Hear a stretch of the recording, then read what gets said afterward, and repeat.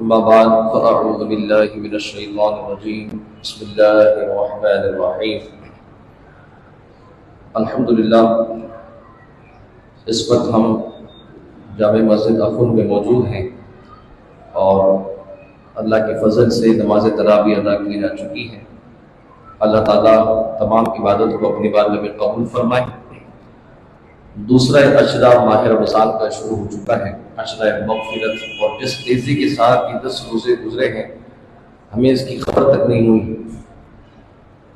اور یہ ہمارے لیے لمحہ فکریہ ہے کہ رمضان کو ہم اللہ کی عبادت، اس کی ریاضت میں گزارے، جتنا رمضان مل گیا اس سے دعا میں گزارے،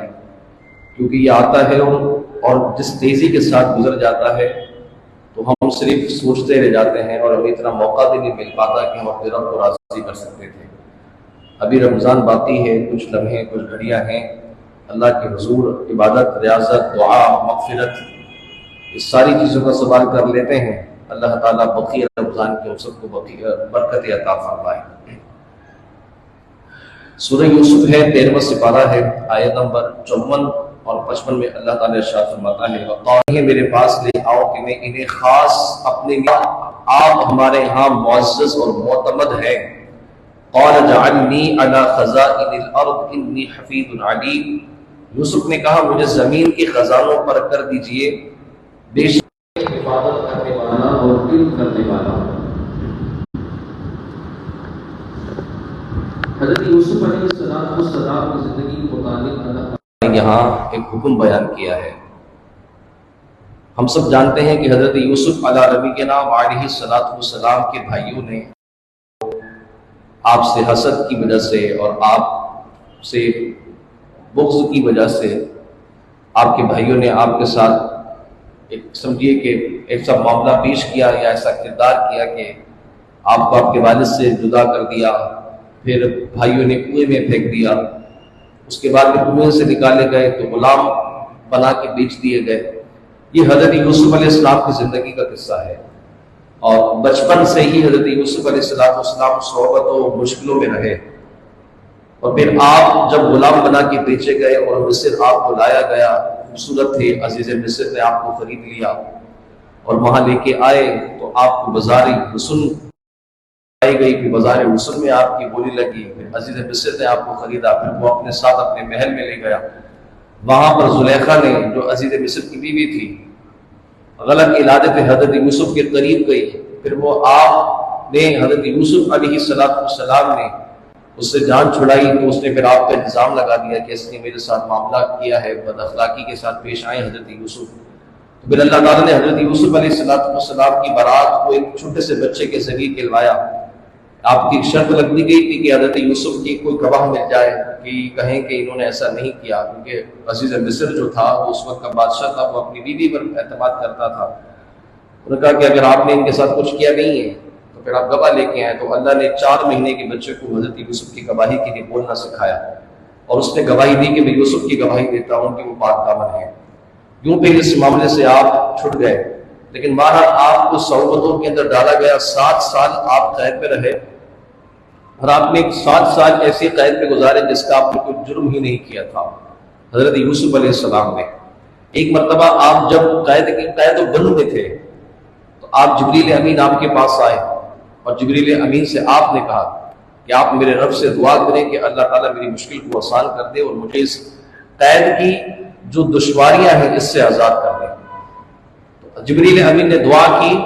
اور پھر خواب کے ذریعے آپ کو بشارت دی گئی کہ ان قریب آپ پر اچھا وقت آنے والا ہے۔ اس واقعے سے آپ کو پتہ لگتا ہے کہ حضرت یوسف علیہ السلام جو کہ اللہ کے نبی ہیں، معزز نبی ہیں، اور ان کا کردار یہ ہے کہ مشکل میں آنے کے باوجود بھی اپنے رب سے مایوس نہیں ہیں، اپنے رب سے دعا کر رہے ہیں کہ میری مشکل کو حل کر دے، میری مشکل کو آسان کر دے۔ ایک نبی ہوں کہ ان کی تعلیم یہ ہے، ہم ذرا سا مشکل کا شکار ہو جاتے ہیں تو ہمارے صبر کے سارے پیمانے ٹوٹ جاتے ہیں، ہم بکھر جاتے ہیں، ہم اس سے دعا کرنا چھوڑ دیتے ہیں، اس کے در سے دور ہو جاتے ہیں اور ہم مشکل کا شکار ہو جاتے ہیں۔ ہم کہتے ہیں کہ اب ہم پر کیا ہوگا، اپنی مشکلات کا رونا دوسروں کو سنانا شروع کر دیتے ہیں اور سمجھتے ہیں کہ نعوذ باللہ اللہ نے ہم پر ظلم کر دیا ہے۔ اور اپنے رب کے لیے بال خود تو ایسے بھی ہوتے ہیں کہ جو مشکلات کا شکار ہو جاتے ہیں تو اپنے رب سے مایوس ہو جاتے ہیں، ہم دعائیں کرتے ہیں، اللہ ہماری سنتا نہیں ہے، مذاہب پہ پڑھ رہے ہیں، تعویذ بھی کر رہے ہیں، سارے کام کیے جا رہے ہیں، پھر بھی وہیں کے وہیں کھڑے ہیں، یوں شکوے شکایتیں ہماری شروع ہو جاتی ہیں، نعوذ باللہ من ذالک۔ اور یہاں اللہ کے نبی حضرت یوسف علیہ السلام نے 7 سال قید کاٹی ہے، جس کا کوئی آپ نے جرم بھی نہیں کیا تھا، لیکن اس کے باوجود بھی شکوہ نہیں آیا زبان پر، پھر بھی کہا کہ میرا رب میرا اچھا وقت لے کے آئے گا۔ پھر بھائیوں کی طرف سے بدخواہی جو آپ کو ملی اور آپ کے بھائیوں نے کنویں میں بھیجا، وہاں پر بھی اللہ نے آپ کو بچایا، حضرت جبریل کے ذریعے آپ کو نکالا، پھر آپ غلام بنا دیے گئے، وہاں بھی اللہ رب العالمین نے آپ کو محفوظ رکھا۔ اور آپ پر جو یہ پورا وقت تھا، جو آپ کا مشکل دور گزرا، آپ کو حیرت ہوگی 30 سال آپ پر مشکلات کا زمانہ گزرا ہے، 30 سال جس میں آپ غلام بھی بنائے گئے، کنویں میں بھی پھینکے گئے، آپ عزیز مصر کے ساتھ جو معاملہ ہوا اور 7 سال صحبتوں کی قید کاٹی آپ نے، اس طرح آپ کی زندگی میں اچھا وقت اللہ نے 30 سال کے بعد عطا فرمایا۔ اللہ کے نبی حضرت یوسف علیہ السلام، اب وقت کیسے آیا؟ جب آپ قید و بند میں تھے، ان دوران خواب میں بادشاہ فرعون، حضرت یوسف کے زمانے کا بادشاہ بھی فرعون تھا، کیونکہ مصر کے بادشاہوں کو فرعون کہتے تھے، اس کا نام ولید بن ریان تھا۔ اس نے خواب میں دیکھا کہ دریائے نیل وہ خواب میں دیکھتا ہے، اور یہ دیکھتا ہے کہ دریائے نیل کے اندر سے 7 قسم کی موٹی و فربا خوبصورت گائیں جو ہے نکلی ہیں، اور ابھی وہ کنارے پر ہی آئی تھی کہ یکا یک دریائے نیل خشک پڑ گیا، اس میں کیچڑ بھر گئی، اور اس میں سے 7 سوکھی بھی گائیاں نکلی ہیں، بالکل سوکھی بھی، گوشت نہیں، ہڈیاں بچی ہیں، گوشت نہیں ہے، بڑے بڑے دانت ہیں اور بڑی خوخار قسم کی ہیں، اور وہ 7 جو کمزور گائیں تھیں وہ موٹی گایوں کو کھا گئی۔ اس کے بعد پھر دیکھا کہ دریائے نیل کو دوبارہ اس نے خواب میں دیکھا، پھر اس میں سے اس نے یہ دیکھا کہ 7 قسم کی جو ڈالیاں ہیں، 7 قسم کی ڈالیاں جو گیہوں کی جو ڈالیاں ہوتی ہیں وہ ہری بھری نکلی ہیں۔ اس کے بعد پھر دریا کا پانی خشک ہو گیا، کیچڑ بھر گئی، اور اس میں سے خشک ڈالیاں نکلی، اور خشک ڈالیوں نے سبز ڈالیوں کو کھا لیا۔ اب اس طرح کا عجیب و غریب استفہام دیکھا مصر کے بادشاہ نے۔ اب اس نے معبرین کو بلایا، آؤ بھائی میری خواب کی تعبیر بتاؤ۔ اب معبرین جب آئے تو انہوں نے کہا کہ بھائی خواب کی کوئی تعبیر نہیں بنتی، یہ عجیب و غریب خواب ہے، ہمیں نہیں معلوم۔ پھر پتہ لگا کہ حضرت یوسف علیہ السلام بھی قید میں ہے، کسی نے بتایا کہ آپ کی جو قید میں ایک شخص ہے بڑا پڑھا لکھا ہے، وہ لوگوں کے خواب کی تعبیر بھی بہت اچھی بتاتا ہے، آپ اس سے پتہ کر کے دیکھیں۔ حضرت یوسف علیہ السلام کو بلایا گیا، اور بادشاہ مصر نے جب اپنا خواب پیش کیا، سنایا، حضرت یوسف علیہ السلام نے اس کی تعبیر اس کو بتائی، وہ اتنا خوش ہوا تعبیر سننے کے بعد، اور کہا کہ آج سے تم ہمارے خاص بندے ہو۔ اب آپ نے تعبیر کیا بتائی؟ آپ نے کہا کہ دیکھو 7 جو تم نے گائیں دیکھی، فربا بھی، 7 موٹی بھی، 7 ڈالیاں دیکھی، پھر 7 سوکھی ڈالیاں دیکھی، اس سے یہ پتہ لگتا ہے کہ تمہارے دور اقتدار کے اندر 7 سال ہیں، 7 سال، ان 7 سالوں میں سبزہ بھی آئے گا، دولت بھی ہوگی، فراوانی بھی ہوگی، لیکن 7 سال کے بعد تمہارے ہی اقتدار دور میں تمہارے ملک کے اندر قحط پڑ جائے گا، اور قحط ایسا پڑے گا کہ جو اچھی چیزیں ہوں گی وہ قحط سالی کی وجہ سے سب کچھ تباہ و برباد کر دیں گی۔ اب جب یہ خواب کی تعبیر عزیز مصر نے سنی، بادشاہ مصر نے، وہ گھبرا گیا، اس نے کہا کہ اب اس تعبیر کا حل بھی بتائیں تاکہ جو خواب میں مجھے دکھا ہے ایسا نہ ہو سکے۔ آپ نے کہا یہ ہے کہ آپ ایسا کریں کہ آپ ان 7 سالوں میں اپنے اور اپنے ملک کو بچانے کے لیے ابھی سے ہی خشک زمینوں پر کھیتی کرنا شروع کر دیں، اور مجھے یقین ہے کہ جو آپ کے رب نے جو آپ کو خواب دکھایا گیا ہے اس کھیتی کی وجہ سے تمہیں برکتیں ملیں گی، حتیٰ کہ اگر تم کسی پتھر پر بھی دانا اگا دو گے تو میرا رب اس پر بھی تمہیں سبزہ اگا دے، تمہارے لیے اگا دے گا۔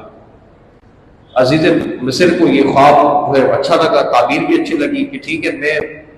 رزق بڑھا دیتا ہوں، کھیت بڑھا دیتا ہوں، کاشت بڑھا دیتا ہوں،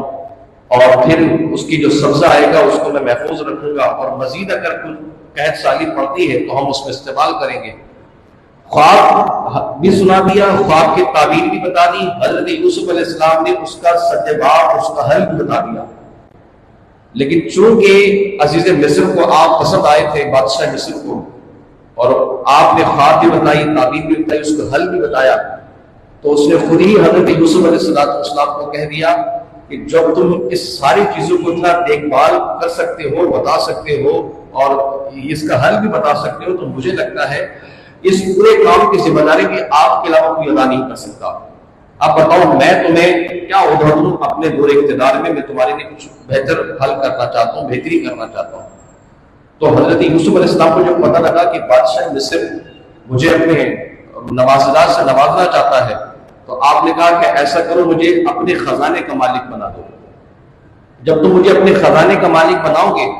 انی حفیظ علیم، اگر تم مجھے اپنے خزانے کا مالک بنا دیتے ہو تو یاد رکھو مجھے تمہارے خزانے کی حفاظت کرنا بھی آتی ہے، میں اس کا علم رکھتا ہوں، میں جانتا ہوں تمہاری اس چیز کو۔ پھر عزیز مصر نے، بادشاہ مصر نے حضرت یوسف علیہ السلام کو اپنے دور اقتدار کے خزانے کا مالک بنا دیا۔ اور یہاں پر علماء نے یہ لکھا کہ بادشاہ کی طرف سے ملنے والا منصب اگر بنا کسی چاہت کے ملے تو لے لیا جائے، اور بادشاہ کو اپنے منصب کے لیے کوئی چاہت پیش کی جائے کہ مجھے دور اقتدار میں یہ والا منصب ادا کر دے تو منع ہے۔ حضرت یوسف کی شریعت میں جائز تھا، لیکن ہماری شریعت میں نبی پاک علیہ السلام نے منع فرمایا۔ حضور جان عالم صلی اللہ علیہ وسلم فرماتے ہیں کہ اگر حکومت میں تمہیں اپنی چاہت کے مطابق منصب لیتے ہو تو اللہ تعالیٰ وہ تمہیں منصب تو دے دے گا لیکن برکت کو اٹھا لے گا، اور اگر تمہیں تمہاری چاہت کے خلاف، یعنی تم نے چاہا ہی نہیں ہے اور بنا کسی مرضی کے تمہارے کوئی منصب دے دیا گیا تو حضور فرماتے ہیں وہ لے لو کہ اللہ تمہیں اس کو برکت ڈال دے گا۔ آج ہمارے دور اقتدار میں جمہوری نظام میں ووٹنگ ہوتی ہے، پہلے سے نمائندہ منتخب کر دیا جاتا ہے، یہ کونسلر ہے، یہ وائس کونسلر ہے، یہ چیئرمین ہے، یہ ناظم ہے، یہ ناظم اعلیٰ ہے، یہ وزیر ہے، یہ وزیر اعلیٰ ہے، اور یہ صدر ہے، یہ وزیر اعظم ہے، پہلے سے منصب مل گئے۔ اب ان منصب کے لیے ووٹنگ کی جاتی ہے، اور جس کو جو منصب مل جاتا ہے تو آپ سوچئے کہ ہمارے اس منتخب کردے نمائندوں کی کردار میں برکت ہے؟ نہیں ہے نا۔ ذمہ داری پر تو آ جاتے ہیں، لیکن اللہ کے نبی نے کا فرمان سچا ہوتا ہے کہ تمہاری چاہت کے مطابق تمہیں منصب تو مل جائے گا لیکن برکت کو اٹھا لیا جائے گا۔ اب جو صدر مملکت بن چکا ہے وہ زندگی میں مر جائے گا لیکن کبھی اپنے ملک کا کونسلر نہیں بنے گا، وزیر اعلیٰ بھی نہیں بنے گا۔ میں اتنا بڑا منصب دیتا ہوں، مجھے تم وزیر اعلیٰ بنا رہے ہو، مجھے وہی منصب چاہیے جو میں نے چھوڑا ہے۔ اللہ کے نبی نے فرمایا منصب کی چاہت نہ کی جائے، لیکن حضرت یوسف علیہ السلام کو منصب دیا گیا۔ اس کی وجہ یہ تھی کہ حضرت یوسف علیہ السلام کی شریعت میں وہ جائز بھی تھا منصب کا مطالبہ کرنا، اور دوسری بات یہ کہ حضرت یوسف علیہ السلام علم رکھتے تھے،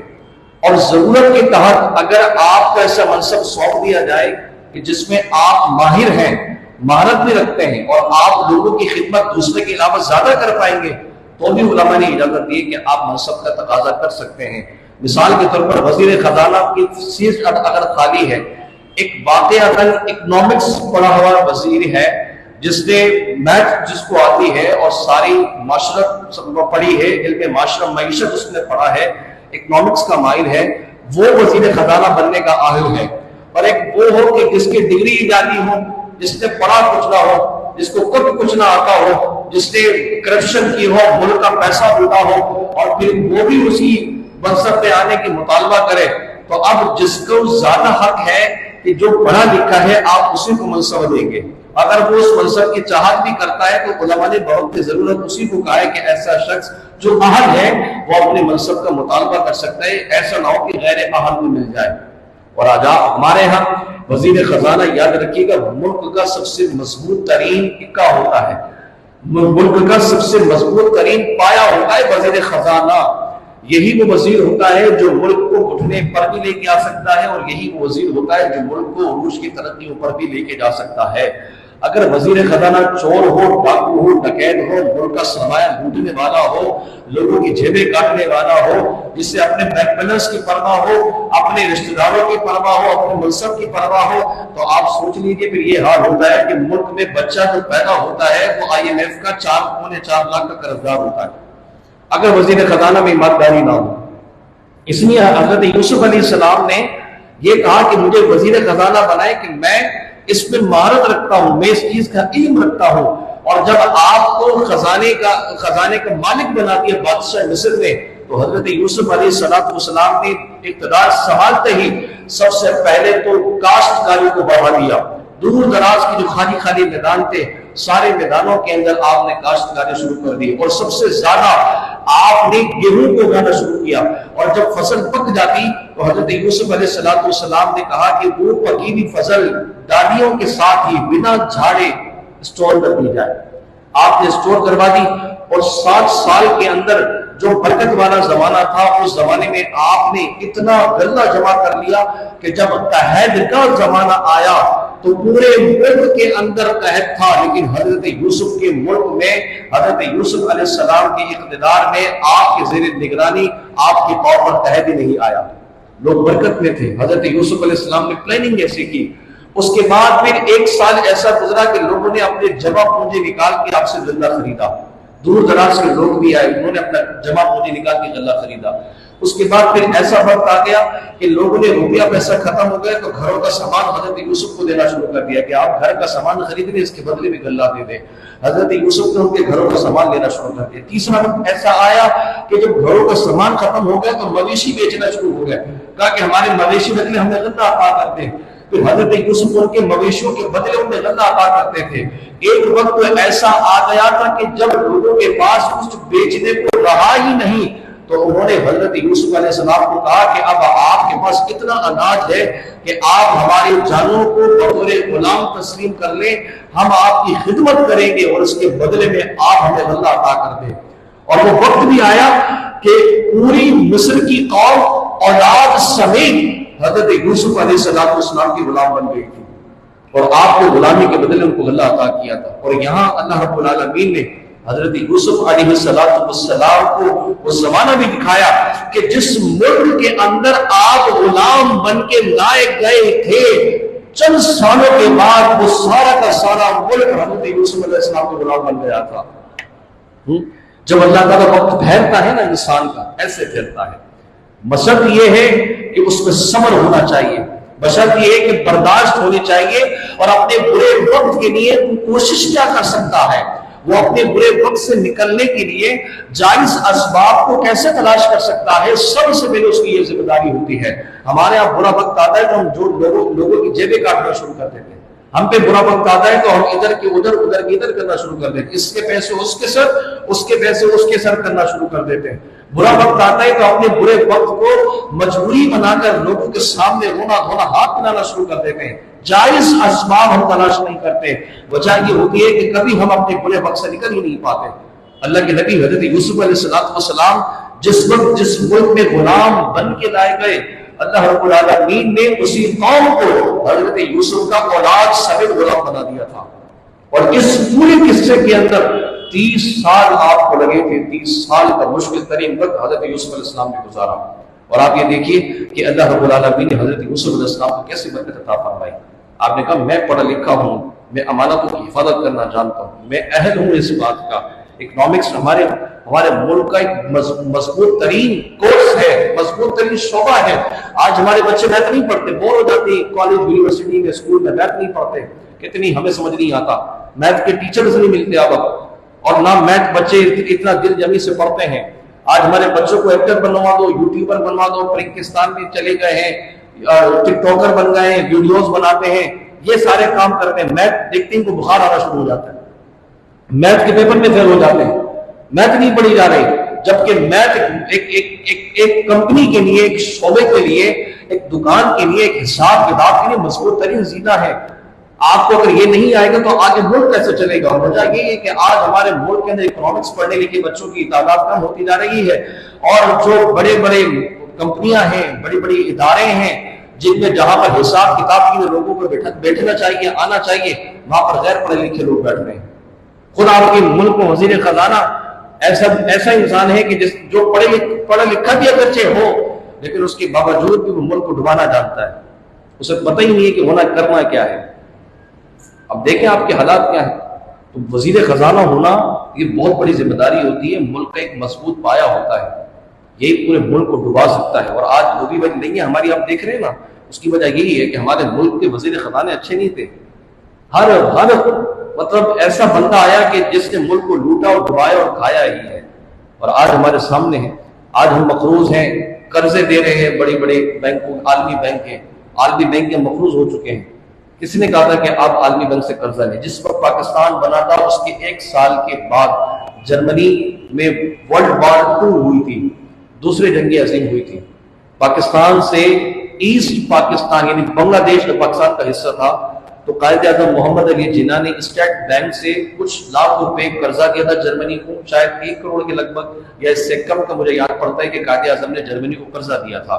اور اس کے بعد غلے کے لیے، اناج کے لیے جرمنی سے، بنگلہ دیش سے، پاکستان سے چاول گئے تھے. جرمنی کا مشکل ترین جرمنی پر وہ تھا، ایک سمجھے کہ وقت تھا، اور ایسے وقت میں پاکستان نے اس کی مدد کی. لیکن اس کے بعد آپ دیکھیں جرمنی کہاں ہے، معیشت کے لحاظ سے بات کر رہا ہوں، معیشت کے لحاظ سے اس وقت مضبوط ترین ملک، دنیا کے مضبوط ترین ملکوں میں آتا ہے جرمنی. اور آپ دیکھیں ہم کدھر ہیں. ہم جس کو قرضہ دینے والے تھے،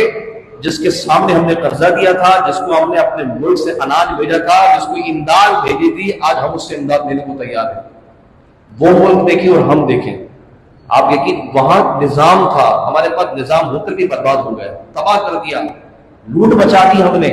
اپنے لوگوں کے گلے کاٹ دیے. اور وہ آج دیکھیں، آپ کو پتہ ہے پاکستان کے اندر چمڑا جو ہے وہ اس وقت سب سے لو کوالٹی پہ آ چکا ہے. کسی زمانہ تھا کہ 6,000 8,000 کا چمڑا بکتا تھا، آج تو 1,000 1,500 کا بھی چمڑا کوئی نہیں لیتا، بڑے جانور کا، چھوٹے کا تو فری میں لے لیتے ہیں. وجہ اس کی یہ تھی کہ پاکستان سے سب سے زیادہ کھپت جو تھی چمڑے کی وہ جرمنی جاتی تھی، اور جرمنی اچھے پیسوں کے اندر خریدتا تھا. وجہ اس کی یہ تھی کہ جرمنی کہتا ہے کہ پاکستان میرا محسنین میں سے، میرا محسن ہے، اس لیے جرمنی بس یہ سمجھے کہ احسان کے طور پہ پاکستان سے وہ خرید رہا تھا. اب آرٹیفیشل دور آ گیا، اب چائنیز دور آ چکا ہے. جب ہم نے لوٹ مار مچائی اور پورے ملک میں ہم بلیک لسٹ میں آ گئے، تو جرمنی نے کہا کہ میں ان کی خریداری کر رہا ہوں، یہ لوٹ مار مچا رہے، تو انہوں نے بھی ہاتھ اٹھا لیا. اب وہ آرٹیفیشل چمڑا خرید رہے اور ہمارے ملک کا چمڑا کوئی خرید ہی نہیں رہا، وہ یہیں اسٹور ہو رہا ہے، اس لیے کچرے کے باؤ ہو چکا ہے. وجہ اس کی ہے کہ ہم نے اپنے ملک کے ساتھ مخلصانہ طور پہ نہ چلے. مجھے یاد پڑتا ہے، آخری بات میں عرض کرتا ہوں، ایک کالم نگار تو اس کا میں نے کالم پڑھا تھا، وہ کہتے ہیں میں جرمنی گیا، ہم 5 دوست تھے پاکستانی، ہم نے آرڈر کیا کھانے ریسٹورنٹ کے اندر، کھانا کھانے کے بعد کھانا بچ گیا. اور آپ کو پتہ ہے کھانا جب بچ جاتا ہے تو پاکستانی لے کے جائے گا. کسی ریسٹورنٹ میں آپ نے 30-35 ہزار کا کھانا کھایا ہو، 10-15 ہزار کا، 4 بندے بھی جائیں گے نا، اور کسی ہوٹل میں بیٹھ کے کھانا کھائیں گے، 10,000 کو تو آپ چلے گئے، اور اس کے بعد جو بچ گیا ہے وہ آپ وہیں چھوڑ دیں گے. ایسے ہی ہوتا ہی نہیں ہوتا. کہتا وہی ہم پاکستانی تھے، ہماری نس میں یہ بات معاملات بسے ہوئے تھے، 5 لوگوں نے کھانا کھایا، ابھی ہم کھانا کھا ہی رہے تھے، کھانا کھا کے فارغ ہوئے، بل بھی ہم نے پے نہیں کیا تھا، پے بل بھی کر نہیں پائے تھے، اتنی دیر میں پولیس لوگ ریسٹورنٹ کے اندر آ گئی اور 5 کو پکڑ لی. پوچھ گچھ ہوئی، کہاں سے آئے ہیں، کدھر سے آئے ہیں، کھانا کس نے آرڈر کیا ہے. ہم نے بتایا کہ پاکستان سے آئے ہیں، یہ کاغذات ہیں، یہ ساری چیزیں ہیں، ہم 5 دوست ہیں، کھانا ہم نے آرڈر کیا ہے. تو کہا کہ کھانا آپ نے آرڈر تو کیا، کھانا 5 بندوں نے کھانا تھا، لیکن آرڈر آپ نے کھانے کا 7 بندوں کا دیا، 2 بندوں کا کھانا بچ گیا ہے، ہم اس لیے آپ کو گرفتار کرنے آئے. اس نے کہا یہ کیا بات ہوگی، کھانا بچانے پر؟ کہا ہاں آپ نے ویسٹ کیا، یہ جو 2 بندوں کو کھانا ویسٹ ہو رہا ہے، یہ 2 کے پیٹ پہ جا سکتا تھا، ان کے پیٹ پہ جا سکتا، اور آپ نے کھانا ضائع کر کے ہمارے ملک کے ایک لا کو توڑا ہے کہ ہمارے یہاں اتنا اناج کھانا آرڈر کیا کہ جتنا آپ کھا سکتے ہیں، اس سے زیادہ کریں گے تو آپ کا فائن لگے گا، آپ کا جرمانہ لگے گا. تو بھائی کہتے ہیں ہم نے ہمارا جرمانہ دیا، وہ کھانا پیک کروا دیا، باہر ہم نے وہ کسی کو دے دیا. پھر ہمیں خبر ہوئی کہ یہاں پر ہم 5 کے علاوہ کوئی تیسرا چوتھا تھا نہیں، تو اطلاع کس نے دی؟ تو معلوم یہ ہوا کہ ان کے ساتھ پیچھے ٹیبل پہ 2 بڑے، مطلب ایک بڑی بھی ایک بڑی میاں بیٹھے تھے کافی پینے کے لیے، انہوں نے یہ دیکھ لیا تھا، انہوں نے پولیس میں اطلاع دی کہ فلاں جگہ پر آ جاؤ، یہاں پر کھانا ضائع کیا جا رہا ہے. وہ لوگ اپنے ملک کے ساتھ کیسے مخلص تھے.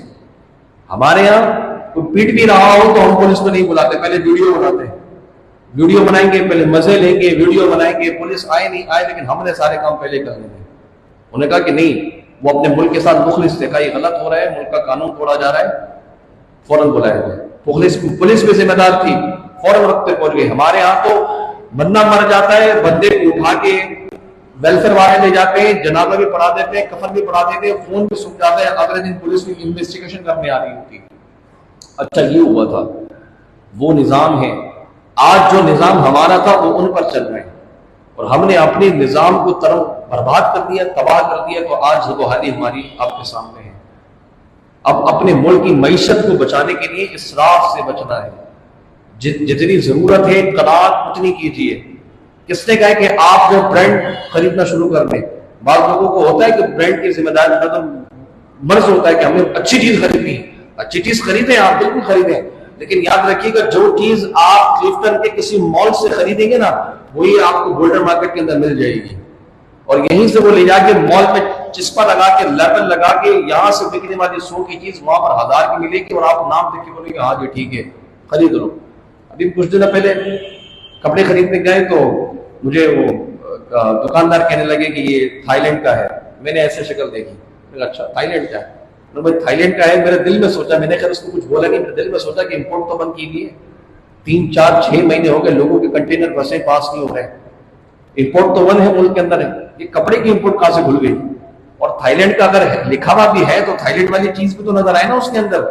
سارا کا سارا کپڑا آپ کا نیو کراچی کا بن رہا ہے، یو پی موڑ پہ چل رہا ہے، بڑی بڑی فیکٹری ہے یہ بچوں کے کپڑوں کے بنانے کی، دیگر بڑوں کی ٹی شرٹس پینٹیں وہاں بن رہی ہیں، اور ہمارا دکاندار جھوٹ میں جھوٹ بول کے مال بیچ رہے کہ تھائی لینڈ سے آیا ہے۔ اب آپ سوچئے یہی تھائی لینڈ کا ٹیگ لگا ہوئے چیز جو ہمارے صدر کے اندر 1500 کی بکری ہے، وہیں ٹیگ لگا کے اگر آپ ڈیفنس کے کسی مال میں چلیں گے تو 2500 کی بکری کو تیار ہو جائے گی، 2000 کی بکری کو تیار ہو جائے گی۔ بہرحال یہ بس بلا وجہ کی باتیں ہیں، مقصد بتانے کا یہ ہے کہ قناعت ہوتی ہے، ذمہ داریاں ہوتی ہیں، وہ ہم نے چھوڑ دی ہیں۔ ملک کی معیشت سے اشرافیہ سے لے کر ایک عام بندہ تک ہے وہ ویسٹ ہی کر رہا ہے۔ افطار کے بعد ذرا اپنے دسترخوان کی ذرا نظر کو دوڑائیے گا، پھر آپ دیکھیے گا کہ آپ کے دسترخوان پہ کیا کیا بچا ہوا ہے، اور کیا کیا آپ کی جو گھر کی خواتین ہیں وہ نالی کی نظر کر رہی ہیں۔ آپ دیکھیے گا آئے دن کچن کا سنک بند ہو جاتا ہے ہمارے یہاں، کیوں؟ کیونکہ اس میں چاول بھی پھنسے ہوتے ہیں، اس میں بوٹیاں بھی پھنسی ہوتی ہیں، اس میں ہڈیاں بھی پھنسی ہوتی ہیں، اور اس کی وجہ یہ ہوتی ہے کہ ہمارا رزق ضائع ہو رہا ہے، ہمیں خبر ہی نہیں ہے۔ آپ مکہ مدینہ چلے جائیں عمرہ کرنے، حج کرتے، آپ کو پتا ہوگا جنہوں نے حج عمرے کی ہیں ہوٹل میں کتنا کھانا آتا ہے اور کتنا کھانا لپیٹ کے پھینک دیا جاتا ہے۔ اللہ تعالیٰ ہمیں رزق کی قدر کی عطا فرمائے، اور اللہ تعالیٰ ہم سب کو اپنی ذمہ داری کو ادا کرنے اور نبھانے کی توفیق عطا فرمائے۔ وآخر دعوانا الحمدللہ رب العالمین۔ بسم اللہ الرحمن الرحیم۔ اللهم صل وسلم وبارك على سيدنا ومولانا محمد وعلى اله وصحبه وسلم۔ اللهم ربنا آتنا في الدنيا حسنة وفي الآخرة حسنة وقنا عذاب النار۔ صلى الله تعالى على خير خلقه محمد وآله وصحبه أجمعين۔